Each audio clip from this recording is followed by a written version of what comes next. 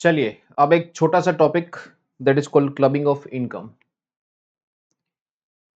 इसमें हम लोग सेक्शन 60, 61, 62, 63 एंड 64 यहाँ तक हम लोग कवर करेंगे। इसमें सबसे पहले बेसिक फंडामेंटल क्या है क्लबिंग प्रोविजन का वो समझ लो। लुक, यहाँ पर क्या होता है कि एसएससी ऐसा ट्राई करता है कि अगर अपनी इनकम को अगर मैं डाइवर्ट कर दूं किसी और पर्सन पे तो उसका टैक्स लायबिलिटी क्या हो जाए, कम हो जाए। For example, we all know that कि पुराने रेजिम में आपको 5 लाख तक रिबेट का बेनिफिट मिलता था और आपका टैक्स जीरो होता था। अब मान लो एक घर के दो मेंबर है, उसमें एक पर्सन जैसे हस्बैंड की इनकम फॉर एग्जांपल 10 लाख रुपए है। अगर वो वाइफ के नाम पे अपनी 5 लाख इनकम ट्रांसफर कर दे तो दोनों का टैक्स जीरो हो जाएगा। तो यहाँ पर ये क्या करते हैं, tax evasion was the main purpose. तो उसको रोकने के लिए there are certain provisions, it is known as clubbing.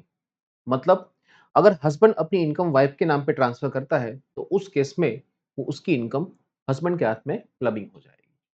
तो उसके रिगार्डिंग सारे प्रोविजंस है। सबसे पहले हम लोग यहाँ पर बात करेंगे सेक्शन 60 की। Section 60 is talking about transfer of income without transfer of asset. मतलब आप क्या करते हो कि आपके पास कोई असेट है जहां से आपको इनकम जनरेट हो रहा है, जैसे बैंक में पड़ा हुआ एफडी, जैसे कोई प्रॉपर्टी, कोई लैंड है आपके पास, उसका आपको रेंट आ रहा है, वैसा कोई भी प्रॉपर्टी। उस केस में आप क्या करते हो, आप अपना प्रॉपर्टी ट्रांसफर नहीं करते हो, आप जस्ट खाली उसकी इनकम को डाइवर्ट करते हो। तो अगर आपने ऐसा कुछ किया तो जो भी ट्रांसफरर है उसके हाथ में ये इनकम क्या हो जाएगी, क्लब हो जाएगी। एग्जाम्पल के तौर पे अगर देखें हम लोग तो यहाँ पर सेक्शन 60, मान लो मिस्टर ए है, इज ओनर ऑफ हाउस।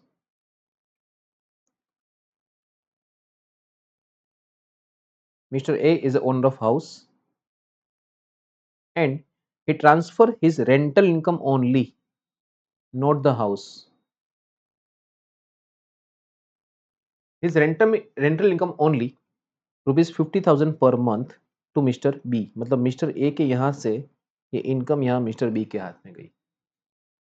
तो इनकम टैक्स ने वापस उसको बुमरेंग की तरह क्या बोला, यहाँ से यहाँ क्या हो जाएगी, क्लब हो जाएगी। It will be clubbed in the hands of mister A.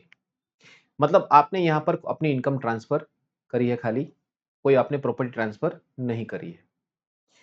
चलो अब यहाँ पर एसएससी को बुरा लगा कि यार ये तो गलत बात हो गई। तो प्रोविजन क्या बोलता है देखो, if any person transfer the income from any asset without transferring the asset itself, such income is to be included in the hands of transferor, अपने केस में mister A. is it immaterial whether the transfer is revocable or irrevocable and whether it was made before the commencement of this act। अब ये इतना relevant नहीं है, ठीक है। तो अगर आप कोई अपना इनकम ट्रांसफर करते हो तो ये क्या होगी, आपके हाथ में क्लबिंग हो जाएगी। अब यहां पर आपको चैलेंज दिया कि चलो अगर आप में दम है तो असेट ट्रांसफर करके दिखाओ, क्योंकि डर है ना भाई, अगर आपने असेट ट्रांसफर कर दी किसी और के नाम और वो असेट लेके फुर्र हो गया तो यहाँ पर आपने खाली इनकम ट्रांसफर करी थी। अब आपने चलो आपने आइडिया लगाया, आप बोलते चलो हम यहाँ पर अभी असेट भी ट्रांसफर करते हैं, लेकिन आपने असेट ट्रांसफर करते टाइम एक रिवोकेशन का क्लोज डाल दिया कि मैं जब चाहूं इस ट्रांसफर को रिवोक कर सकता हूं और अपनी असेट वापस ले सकता हूं। तो इनकम टैक्स बोलता है ऐसा नहीं, उस केस में भी हम क्लबिंग प्रोविजन अप्लाई करेंगे। जैसे all income arising to any person by virtue of revocable transfer of assets, it is included in the hands of transferor। what do you mean by revocable transfer? तो revocable transfer की definition यहाँ पर section 3 में देके रखी है, 63 में sorry. Transfer is deemed to be revocable if it contains any provisions for the retransfer directly or indirectly of whole or any part of the income or the assets to the transferor। मतलब आप जब चाहो तब उस asset को या फिर उसमें से जनरेट होने वाली इनकम को आप रिवोक कर सकते हो, रीट्रांसफर कर सकते हो, अपने नाम पर उसको वापस ले सकते हो। It gives any way to the transferor right to reassume the power directly और indirectly over the whole or any part of the income. अगर पार्टली भी अगर आपका पावर यहां पर आ जाता है राइट टू रीअज्यूम, तो आपको यहां पर भी आपकी इनकम क्या हो जाएगी, क्लब हो जाएगी। This clubbing provision will operate even if only part of the income is transferred asset had been applied for the benefit of transferor. यहां पर क्या करा है कि आपने असेट ट्रांसफर कर दी, ठीक है, और थोड़ा सा भी उसमें से जनरेट हो रहा है इनकम भी अगर आपके बेनिफिट के लिए यूज किया गया तो भी ये प्रोविजन सब यहां पर अप्लाई हो जाते हैं. Once the transfer is revocable, the entire income of the transferred asset is includable in the total income of transferor. अब मान लो मैंने यहां पर ऐसा प्रोविजन डाला है कि मैंने किसी और को ट्रांसफर करा है प्रॉपर्टी और मैंने आपको बोला 5 साल के बाद मैं इसको रिवोक कर लूंगा, ठीक है. अब जैसे ही 5 साल खत्म होते हैं, छठे साल से उसमें से जनरेट होने वाले जितनी भी इनकम होगी वो मेरे हाथ में क्लब हो जाएगी, भले मैंने एक्चुअल में इसको रिवोक किया कि नहीं किया है. मतलब पावर टू रिवोक एक बार एक्टिव हो चुका है तो आपकी इनकम यहां पर क्लबिंग होना चालू हो जाएगी, ठीक है. लुक, यहां पर आपने क्या करा, mister A is the owner of the house, transfer the rent income 50,000 per month to mister B. अब अच्छा, ये रिवोकेबल वाला पॉइंट देखना है, रुको एक मिनट, ये मैंने डिस्कस नहीं किया है. नाउ एक्सेप्शंस कुछ दिए हैं, कौन से केस में हम रिवोकेबल ट्रांसफर के केस में भी क्लबिंग नहीं करेंगे, ठीक है. Clubbing provision shall not apply in case of revocable transfers. First, section 61 will not apply to any income arising to any person in the following cases. देखो नॉर्मली क्या बोला पहले कि अगर आपका रिवोकेबल ट्रांसफर हुआ तो हम क्लबिंग प्रोविजन अप्लाई करेंगे. यहां पर कुछ एक्सेप्शंस क्रिएट किए हैं कि भाई फॉलोइंग केसेस में हम लोग रिवोकेशन अगर सॉरी रिवोकेबल ट्रांसफर हुआ तो भी हम क्लबिंग प्रोविजन अप्लाई नहीं करेंगे. जैसे कि पहला point, if there is a transfer of asset which is not revocable during the lifetime of the transferee, the income from the transferred asset is not includable, मतलब ये क्लब्ड नहीं होगी.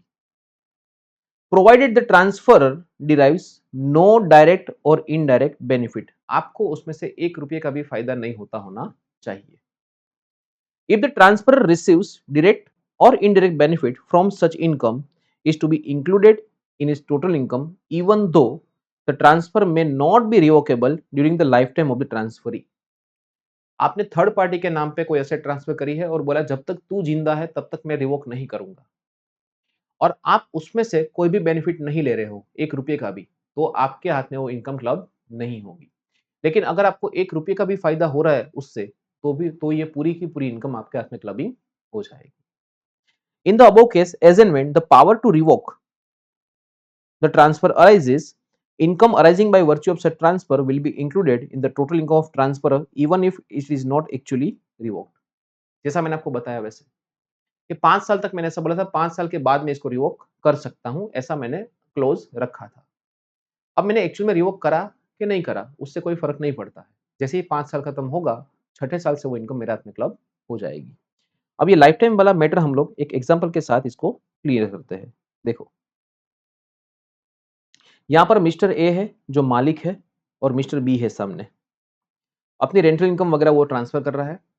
अब यहाँ पर क्या है, first it is not revocable during the life time of B, जब तक बी जिंदा है तब तक इसको हम रिवोक नहीं करेंगे. तो क्लबिंग होगा, answer is no, not clubbed. And receives no direct benefit, उसमें से उसको 1 रुपये का भी फायदा नहीं हो रहा है. दूसरा केस है रिसीव्स डायरेक्ट और इनडायरेक्ट बेनिफिट, तो उस केस में सीधा क्लब हो जाएगा. तीसरा केस है पावर टू रिवोक अराइज, तो उस केस में सीधा क्लब हो जाएगा भले आपने वो पावर टू रिवोक अभी तक एक्सरसाइज नहीं किया हो. सो ये 3 केस एक बार आप देख लेना तो आपको यहाँ पर section 61, 62 and 63 will be clear.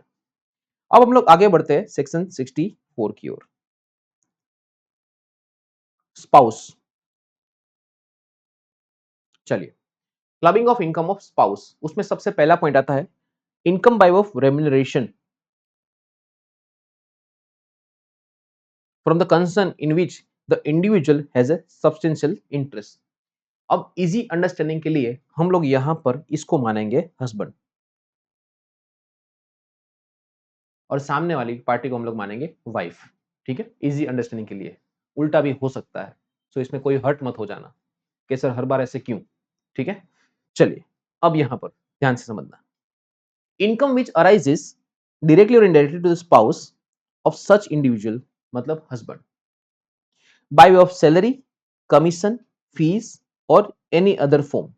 मतलब हस्बैंड एंड वाइफ है, ठीक है, whether in cash or in kind from a concern, from a concern मतलब मान लो हस्बैंड का कोई फॉर्म या फिर कंपनी होगा, in which such individual मतलब husband has substantial interest and shall be included in the hands of individual।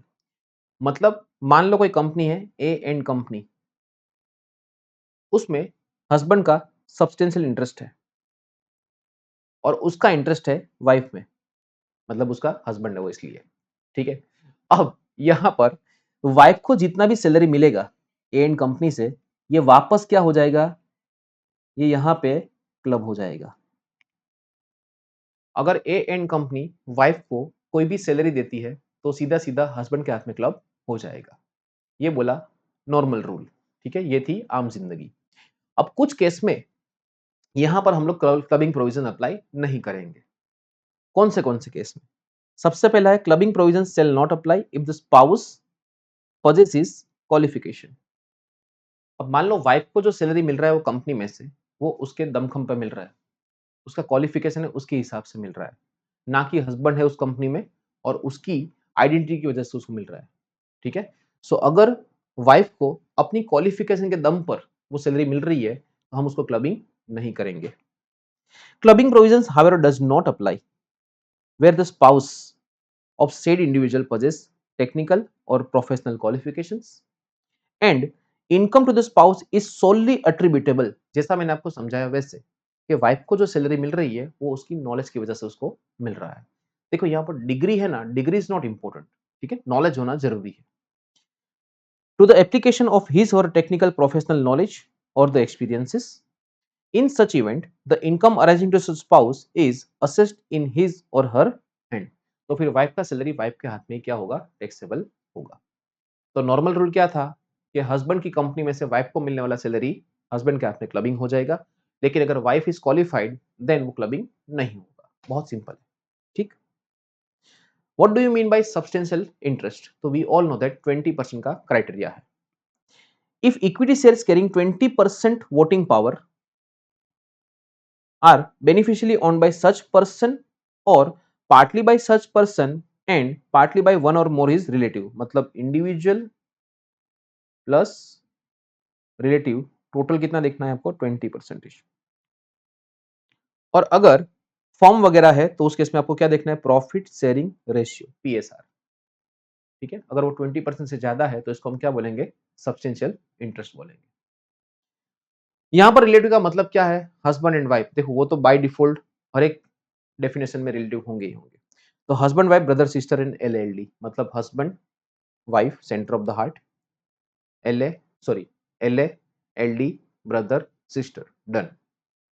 कोई भी डेफिनेशन में मोस्टली ऐसा होगा, देखो self, spouse, up, down, left, right, done, बस। अब यहां पर हमने ऐसा पढ़ा कि अगर हस्बैंड का एन कंपनी में इंटरेस्ट है तो वाइफ को मिलने वाला सैलरी हस्बैंड के हाथ में क्लबिंग हो जाएगा। लेकिन मान लो हस्बैंड और वाइफ दोनों का सब्सटेंशियल इंटरेस्ट हो तो उस केस में क्या होगा, मान लो both having a substantial interest in a company, तो क्या होगा, हस्बैंड के हाथ में क्लबिंग होगा, वाइफ के हाथ में क्लबिंग होगा, किसके हाथ में क्लबिंग होगा? तो उस केस में कौन ज्यादा कमाता है वो देखने का। लेकिन वो कमाई ज्यादा वाली कौन सी, इस सैलरी को छोड़ते हुए जो दूसरी कमाई है उसको देखना है आपको। आपको चेक करना है apart from the salary other income, जो भी दूसरी इनकम हो रही है वो किसकी ज्यादा है। जिसकी इनकम ज्यादा उसके हाथ में वो क्लबिंग हो जाएगा।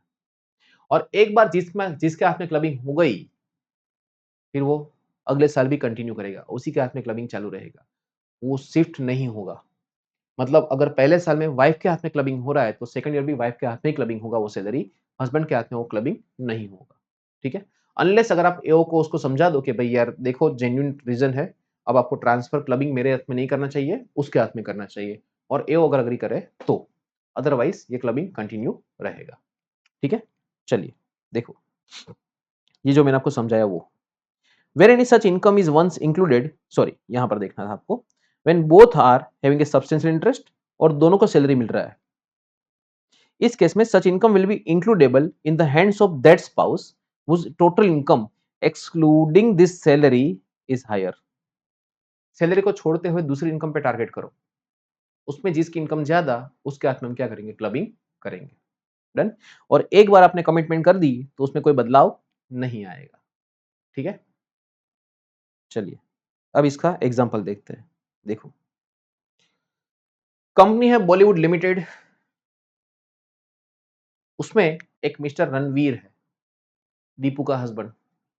कितना उसका परसेंटेज है होल्डिंग, 12%। अपने को सब्सटेंशियल के लिए कितना चाहिए, 20%। दीपू का होल्डिंग है 7%। तो यहां पर रणबीर का 12%, दीपू का 7%, सो 12 प्लस 7 हुआ यहां पर। फिर विकी है, विकी, विकी का 8% हुआ। ठीक है, विकी कौन है, विकी इज अ ब्रदर। तो क्या ये रणबीर का ब्रदर उसका रिलेटिव हुआ, answer is yes. Self, spouse, up, down, left, right. So ये उसका 8% भी जोड़ा जाएगा। सो 12 प्लस 7 प्लस 8 हो गया सब्सटेंशियल इंटरेस्ट। दीपू की बात करते हैं। दीपू का होल्डिंग 7% है, प्लस रणबीर का 12%, प्लस कैटरीना, ये कौन है, ये दीपू की बहन है। ठीक है, सो वहां पर आएगा 11%। सो यहां पर कितना हुआ, ये 12 प्लस 11 23 और 30 हुआ। इसका 12 7 19 और 8 27, 27% हुआ। 27 एंड 30%। देखो यहां पर हमें खाली मतलब 20% होने से है, किसका ज्यादा किसका कम वो अभी तक कुछ मायने नहीं रखता है, और उसके बेस पर हमें कोई डिसीजन लेना भी नहीं है। हमारा यहां पर बात बन गई कौन सी, कि दोनों का 20% ज्यादा है, मतलब both are having substantial interest. Income clubbing का अब इस परसेंटेज से अब कोई रोल नहीं है। रणवीर को सैलरी मिल रही है 12 लाख रुपए की, और दीपू को सैलरी मिल रही है 8 लाख रुपए की। रणवीर की अदर इनकम है 3 लाख रुपए। It is not necessary other source, कोई भी दूसरी इनकम, कोई दूसरा बिजनेस भी हो सकता है। और दीपू की इनकम है 6 लाख। तो मुझे यहां पर एक चीज बताना कि यहां पर किसकी इनकम ज्यादा हुई। आपको ये कंबाइंड नहीं करना है, 12 प्लस ये 3 कंबाइंड नहीं करना है। तो यहां पर दीपू की इनकम ज्यादा हुई 6 लाख रुपए। तो ये पूरा का पूरा, ये जो 12 लाख रुपए रणबीर का इधर आया, ये दीपू के हाथ में क्या हो जाएगा, क्लबिंग हो जाएगा। तो दीपू की इनकम क्या होगी, 8 लाख प्लस ये 12 20 प्लस ये 6 26। सो दीपू की इनकम यहां पर हो जाएगी 26 लाख, और रणबीर की इनकम हो जाएगी 3 लाख। इस तरह से क्लबिंग प्रोविजन अप्लाई होंगे। Done.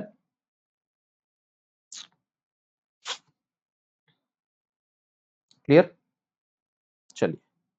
So it was about remuneration. अब दूसरी बात करते हैं यहां पर, income arising to spouse from an asset transferred without adequate consideration. मान लो हस्बैंड ने वाइफ को कोई असेट ट्रांसफर करी है जिसके लिए उसने कोई पैसा चार्ज नहीं किया है, विदाउट एडेक्वेट कंसिडरेशन या फिर विदाउट कंसिडरेशन। ठीक है, तो उस केस में भी क्या होगा कि उसकी इनकम हस्बैंड के हाथ में क्लब हो जाएगी। लुक, मिसेस विद्या अपना हाउस है, ये विदाउट कंसिडरेशन मिस्टर बालन को ट्रांसफर करती है। ठीक है, तो rental income 50,000 per month, it is taxable in the hands of miss Vidya. तो यहां पर एक चीज ध्यान रखना, हाउस प्रॉपर्टी में एक प्रोविजन है सेक्शन 27। सेक्शन 27 क्या बोलता है कि अगर हस्बैंड वाइफ को, हमेशा ध्यान, मतलब वो स्पाउस समझ लेना आप लोग। ठीक है, हस्बैंड अगर वाइफ को अपनी प्रॉपर्टी ट्रांसफर करता है, house property, husband IFHP, husband IFHP to wife, that is without adequate consideration. तो यहां पर हस्बैंड को क्या मान लिया जाएगा, डीम्ड ओनर मान लिया जाएगा, और ये इनकम हस्बैंड के हाथ में क्या रहेगी, क्लबिंग रहेगी, ना कि वाइफ के हाथ में। तो यहां पर सेक्शन 27 अप्लाई होता है। लेकिन अगर हाउस के अलावा अगर कोई दूसरी प्रॉपर्टी है तो वहां पर हम लोग क्लबिंग प्रोविजन अप्लाई करेंगे। तो ये दोनों एग्जाम्पल को ध्यान रखना एग्जाम में। ठीक है, मिसेस विद्या ने अपने डिबेंचर ट्रांसफर किए हैं, किसको? मिस्टर बालन को, ये उसका हस्बैंड है, ठीक है, दैट इज विदाउट कंसिडरेशन। और उसमें से इनकम इंटरेस्ट हो रही है 1 लाख रुपए की, तो 1 लाख रुपए किसके हाथ में टैक्सेबल हो जाएगा? मिसिस विद्या के हाथ में क्लबिंग हो जाएगी। तो यहां पर क्लबिंग प्रोविजन अप्लाई होंगे। ऊपर वाला केस जो हमने पढ़ा उसमें डीम्ड ओनर माना जाएगा और यहां पर ये सेक्शन 27 अप्लाई होता है। तो होप आपको ये दोनों का डिफरेंस पता चल गया होगा। See, where there is a transfer of asset other than house property, because उसके लिए 27 अप्लाई होता है।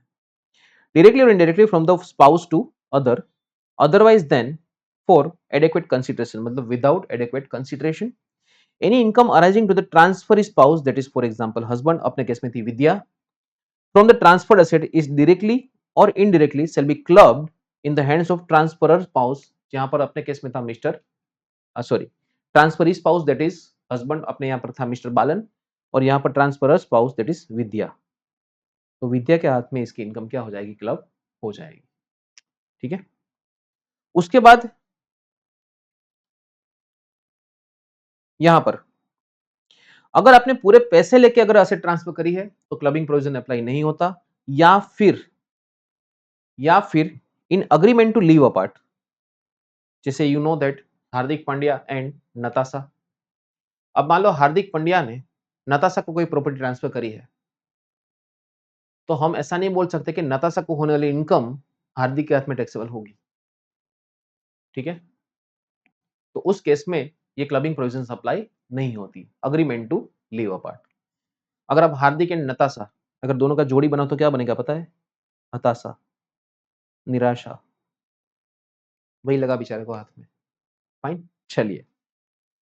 Relationship must subsist at the time of transfer of the asset और at the time of accrual of the income. मतलब मान लो आपने शादी से पहले कोई प्रॉपर्टी ट्रांसफर करी है, तो हस्बैंड वाइफ वाला प्रोविजन उस टाइम लागू नहीं होता, बिकॉज उस टाइम आप हस्बैंड वाइफ थे ही नहीं, ठीक है। तो relationship must be subsist at the time of transfer.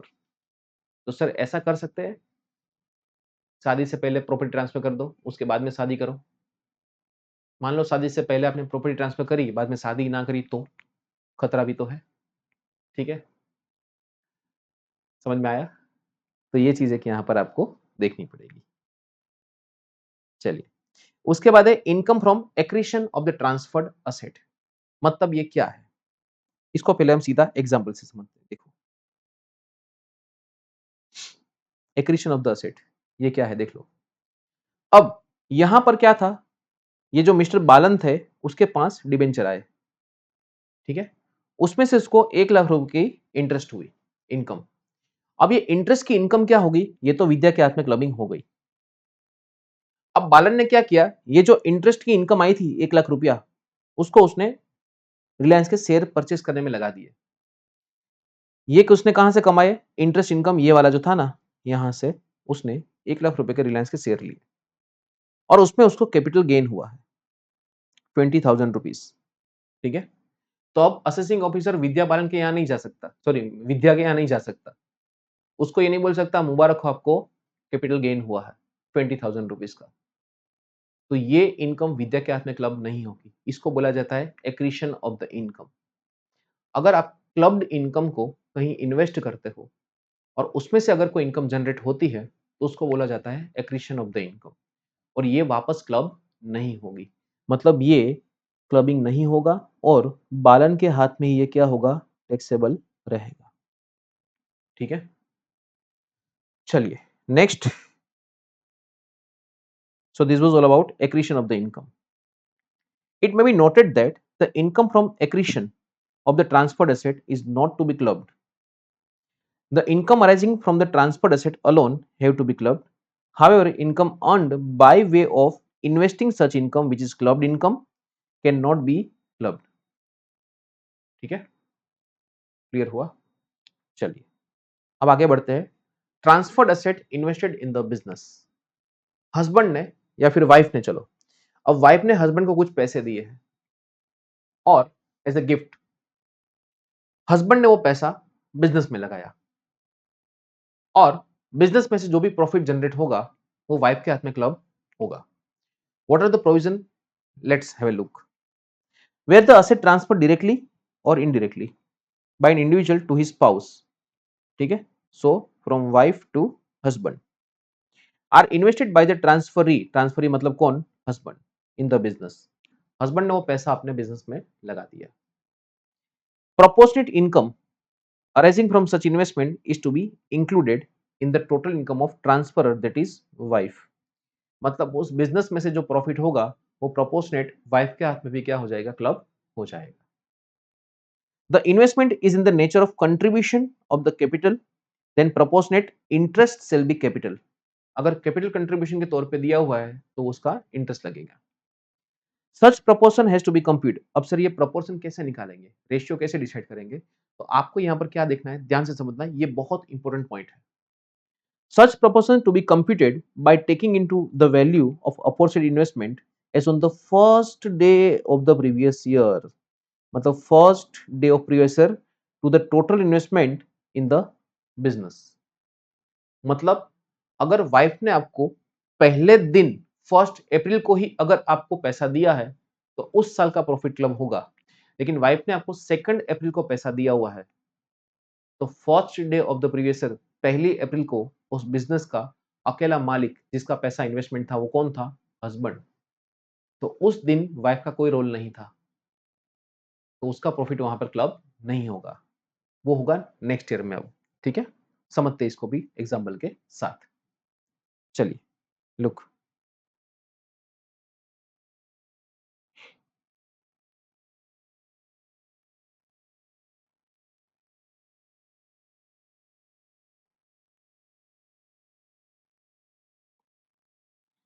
देखो यहां पर है बिजनेस का नहीं, लुक यहां पर क्या हुआ, फर्स्ट डे पर,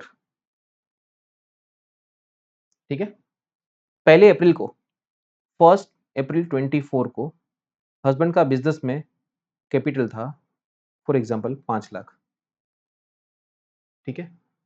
अब वाइफ ने उसको गिफ्ट दिया, वाइफ ने उसको गिफ्ट दिया 3 लाख का, वो भी कब, 1 अप्रैल 24 को ही।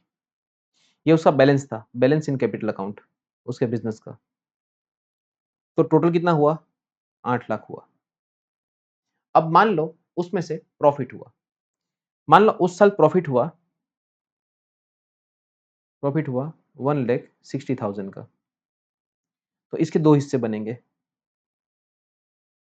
वाइफ हस्बैंड, 1,60,000 इंटू कितना रेशियो निकलेगा, 3:5 का रेशियो निकलेगा, तो 3/8 एंड 1,60,000 इंटू 5/8। सो यहाँ पर आएगा कितना, 60,000 और यहाँ पर कितना आएगा, 1 लाख। ये जाएगा हस्बैंड के हाथ में, ये जाएगा वाइफ के हाथ में।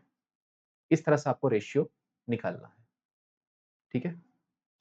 अब यहाँ पर फॉर एग्जाम्पल अगर यही पैसा 2 अप्रैल को आता तो क्या होता, लुक 2 अप्रैल को आता तो क्या होता, तो 1 अप्रैल 24 को खाली हस्बैंड का ही उसके अंदर कंट्रीब्यूशन था और वो कितना था, 5 लाख। मान लो 2024-25 में प्रॉफिट हुआ 2 लाख का, तो हस्बैंड की कैपिटल कितनी हो गई, 7 लाख की हो गई, ठीक है। अब यहां पर वाइफ ने जो गिफ्ट दिया है वो कब दिया है, वाइफ ने जो गिफ्ट दिया है वो फॉर एग्जाम्पल अगर 2 अप्रैल 24 को दिया तो क्या होता, मतलब गिफ्ट ऑन 2 अप्रैल 24 तो क्या होता। तो देखो 24-25 में no clubbing, why, because first day of the previous year अगर हम देखें, first day of the previous year तो there was alone husband only. Wife का जो पैसा आया वो कब आया, 2 अप्रैल को आया। सो 2024-25 में यहां पर क्या होगा, नो क्लबिंग। लेकिन जब बात 2025-26 की आएगी, 2025-26 की आएगी, अब यहां पर देखना हस्बैंड का कंट्रीब्यूशन कितना है, 7 लाख, और फॉर एग्जाम्पल यहां पर गिफ्ट दिया वाइफ ने 3 लाख का, और वाइफ का कितना हुआ, 3 लाख, तो टोटल 10 लाख का कैपिटल बिजनेस में है, ठीक है। तो ये रेशियो क्या हो जाएगा 7:3 का रेशियो। जो भी प्रॉफिट आएगा वो 25-26 में फिर आएगा क्लबिंग के तौर पे। डन। तो एक चीज यहां पर आपको ये भी याद रखनी पड़ेगी। चलो उसके बाद मान लो आपको यहां पर ऐसा बोल दिया है कि अगर आप कोई असेट ट्रांसफर करते हो स्पाउस को विदाउट एडिक्वेट कंसिडरेशन तो उसकी इनकम आपके हाथ में क्लब हो जाएगी। लेकिन अब आपने क्या किया, आपने उसको रूट कर दिया। आप क्या करते हो, किसी थर्ड पार्टी को असेट ट्रांसफर करते हो और उसको बोलते हो कि इसमें से जो भी इनकम जनरेट होगी आपको मेरी वाइफ को देना है। मतलब आपने डायरेक्टली वहां पर वाइफ को ट्रांसफर नहीं किया सेट, आपने क्या किया, एक रूट बना के किया।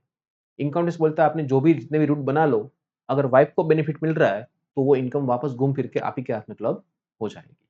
So another provision says for the benefit of spouse, so all income arising directly और इनडायरेक्टली टू एनी पर्सन्स और एओपी, आपने किसी थर्ड पार्टी को दिया है या फिर कोई एओपी को आपने प्रॉपर्टी ट्रांसफर करी है, from the asset transferred directly और इनडायरेक्टली टू सच पर्सन्स और एओपी, ये कौन है, ये लोग थर्ड पार्टी है।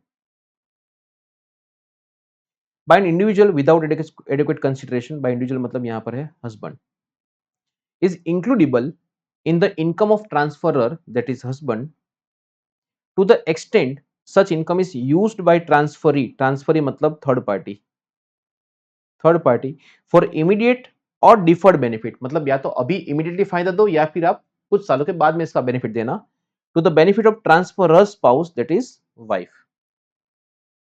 ठीक है, देखो यहां पर ये वाला, mister Salman transfers a property without consideration to mister Abhishek या फिर एओपी को, और उसने क्या बोला है कि आपको यहां पर जितनी भी इनकम होगी आपको सलमान की वाइफ को ट्रांसफर करना है। सो यहां पर एओपी को जितनी भी इनकम होगी वो सलमान की वाइफ को ये लोग देंगे। इनकम टैक्स क्या बोलते हैं कि अल्टीमेटली ये सारी की सारी इनकम आपके हाथ में क्या हो जाएगी, क्लब हो जाएगी। ठीक है, क्लियर।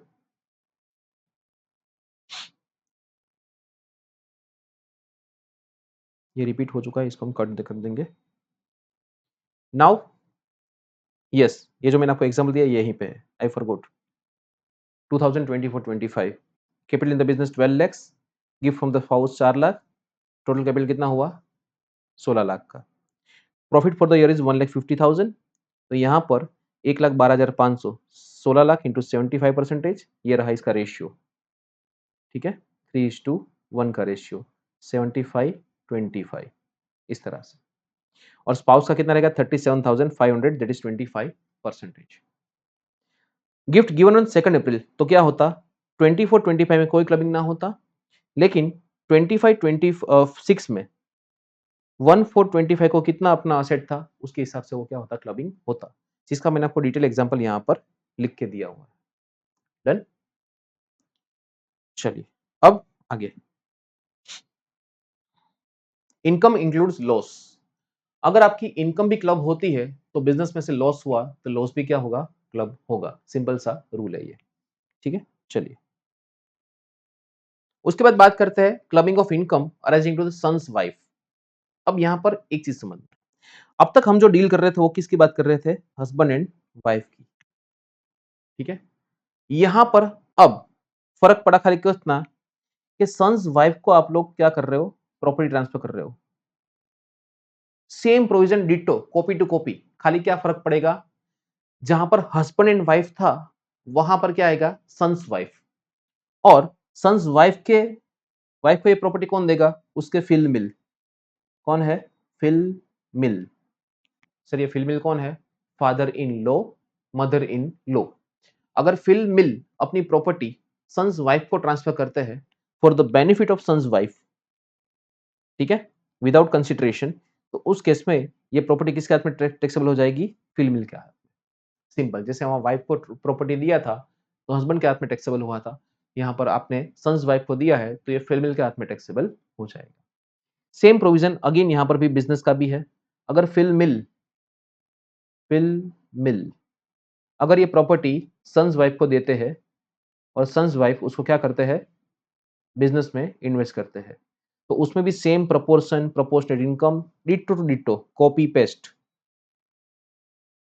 ठीक है। तो वो भी उसी हिसाब से क्या होगा, फील्ड मिल के हाथ में वो क्लबिंग हो जाएगा। और उसमें भी सेम सिनेरियो, तीसरा केस एओपी एंड बीओआई वाला। So I think I need not to repeat the thing again and again, right. तो ये आप समझ जाओगे उधर। तो हस्बैंड टू वाइफ या फिर FIL MIL to son's wife, ये दोनों केस हमारे यहाँ पर खत्म हुए। अब जिसका कोई एक प्रोविजन आने के चांसेस है, that is called income to minor. अब माइनर का एक छोटा सा एडजस्टमेंट क्वेश्चन में हो सकता है अगर इंडिविजुअल का असेसमेंट आया तो। जनरल प्रोविजन ऐसा बोलता है कि माइनर को होने वाली जितनी भी इनकम हो, जिस टाइप की भी इनकम हो, वो उसके पेरेंट्स के हाथ में क्लबिंग हो जाएगी, ठीक है। So all the income arising to the minor shall be included in the income of his parent, उसके इनकम उसके पेरेंट के हाथ में टैक्सेबल हो जाएगी। However, the income derived by minor from the manual work or from any activity involving skill, talent, specialized knowledge will not be included. मान लो minor ने ये इनकम कमाई है अपनी मेहनत से, Dance India Dance, DID Little Champs, Sa Re Ga Ma Pa Junior, वहां जाके उस बच्चे ने मेहनत करी है, ठीक है। तो उसका स्किल है, उसका टैलेंट है। और करंटली अभी आपने जस्ट अगर आईपीएल के ऑक्शन को देखा होगा तो एक बंदे का नाम आ रहा है, वैभव सूर्यवंशी, ठीक है। उसको भी 1 करोड़ का बिड मिला हुआ है, 1 करोड़ में भी, I don't know the exact amount. तो ये जो इनकम उसकी जनरेट होगी वो उसकी मेहनत की है, तो ये इनकम क्लबिंग नहीं होगी, ठीक है। अब अगर इनकम क्लबिंग होगी तो किसके हाथ में होगी? यहां पर बात करी पेरेंट्स, तो पेरेंट्स में किसके हाथ में, फादर या मदर? तो ऐसा तो कर नहीं सकते कि इनकम टैक्स वाला आएगा, बच्चे को पूछेगा बेटा तू किसका बेटा है, मम्मी का या पापा का? बेटा बोले पापा का, तो पापा के हाथ में, बेटा बोले मम्मी का, तो मम्मी के हाथ में। नहीं, ऐसा नहीं होगा यहाँ पर, ठीक है। यहाँ पर क्या होगा कि जिसकी इनकम सबसे ज्यादा उसके हाथ में क्लब होगा, लेकिन ये माइनर की इनकम को छोड़ते हुए जिसकी इनकम सबसे ज्यादा उसके हाथ में वो क्लब हो जाएगा। Fine, look, the income of minor included in the income of that parent whose income is greater. Once the clubbing of minor income is done in the one parent, फिर उसको आप चेंज नहीं करोगे सिवाय के assessing officer अगर आपकी बात मान ले तो। Where the marriage of parent does not subsist, मान लो डाइवोर्स हो गया, तो उस केस में माइनर की इनकम किसके साथ जाएगी? जिसके साथ माइनर जाता है, ठीक है।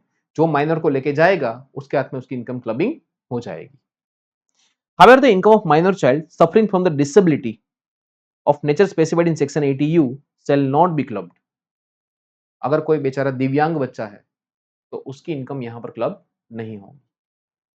It may not be noted that the clubbing provisions are attracted even if the respect of income of minor married daughter. अब ये प्रोविजन थोड़ा सा irrelevant हो जाता है करंट सिनेरियो के हिसाब से।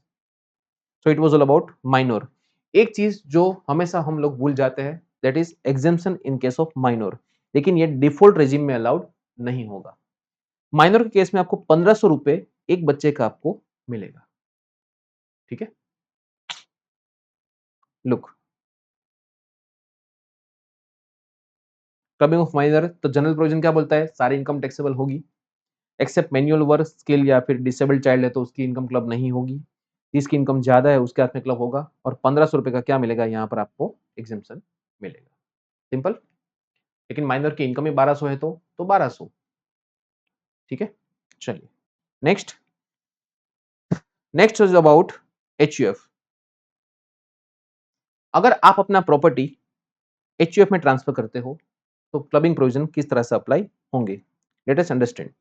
Look, mister Jethalal, mister Jetha cancel हो गया बेचारा पोपटलाल की तरह। Mister Jetha transfers property to the Gada HUF. अब गड़ा एचयूएफ का बंटवारा हो गया, झगड़ा हो गया किसी बात पर, पता नहीं किस बात पर, ठीक है। टप्पू और जेठा का झगड़ा हो गया होगा बबीता को लेकर, और उसका पार्टीशन होता है। और ये जो प्रॉपर्टी थी यहाँ पर, ये प्रॉपर्टी किसको मिल गई? दया को मिली। दया रिसीव्स प्रॉपर्टी। तो इस प्रॉपर्टी से होने वाली जितनी भी इनकम है ये वापस कहाँ के हाथ में आ जाएगी? जेठा के हाथ में क्लब हो जाएगी। मतलब ये तो आपने एक जरिया अपनाया। आपने क्या किया? एचयूएफ फॉर्म किया, एचयूएफ में एसेट ट्रांसफर करी, एचयूएफ ने वाइफ को दिया, इस तरह से। तो नॉर्मल प्रोविजन भी हमने पढ़ा है ना कि अगर हस्बैंड वाइफ को ट्रांसफर करता है एसेट तो उस केस में क्लबिंग प्रोविजन अप्लाई होते हैं। सिमिलरली यहाँ पर भी सेम टू सेम है। यहाँ पर मिडिल में कौन आपने रखा है? आपने यहाँ पर एचयूएफ को रखा है। लेकिन अगर ये प्रॉपर्टी है जो ये किसी अदर मेंबर को ट्रांसफर की जाती है, then clubbing provision will not be applicable. So ये सिंपल प्रोविजन है यहाँ पर एचयूएफ के पार्टीशन के बारे में। Look, member converts property into property of HUF. Where an individual who is a member of the HUF converts any time after 31st of December 1969, so we are not concerned with that date, his individual property into the property of HUF in which he is a member, or throws the such property to the common stock of the family. मतलब जैसे गड़ा जेठालाल ने अपनी property गड़ा HUF में transfer करी वैसे family or otherwise such individual property without adequate consideration HUF को फ्री ऑफ कॉस्ट उसने ट्रांसफर करी है।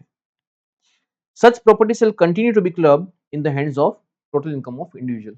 मतलब पहले अगर क्या हुआ कि जेठा ने अपना प्रॉपर्टी गड़ा एचयूएफ में ट्रांसफर किया, अब गड़ा एचयूएफ को उस प्रॉपर्टी से जितना भी इनकम जनरेट होता होगा वो वापस जेठा के हाथ में क्लबिंग होता रहेगा। ठीक है, अब बात करते हैं पार्टीशन वाला केस जो हमने वो दया वाला देखा था। वो converted property received by the spouse, तो उस केस में क्या होगा? Then such income shall also be included in the total income of the individual who has effected the conversion of such property। मतलब यहाँ पर किसकी बात हो रही है? जेठालाल की बात हो रही है अगर दया को प्रॉपर्टी मिलती है तो। लेकिन अगर किसी अदर मेंबर को ये प्रॉपर्टी मिलती है then it will be excluded, इसको हम वापस यहाँ पर क्लब नहीं करेंगे। So it was simple provision about HUF.